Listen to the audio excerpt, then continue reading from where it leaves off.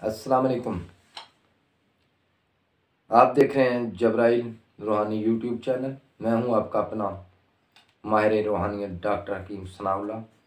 Thumbnail तो आपने पढ़ लिया होगा कि ये पाँव के जूतों वाला अमल है।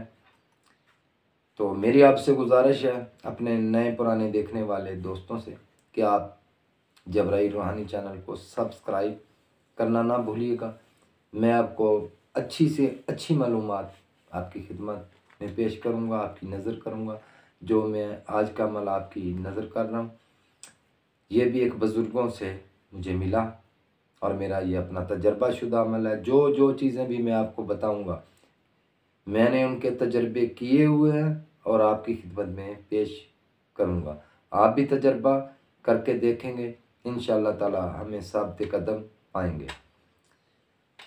आप पर किसी किस्म की बंदिश है, हाज़िन जब भी बंदिश लगाते हैं वो बंदे के पाँव बांध देते हैं, पाँव की तरफ से लगती है, पाँव बंदे के बन जाते हैं, उससे हर काम ही बन जाता है बंदे का।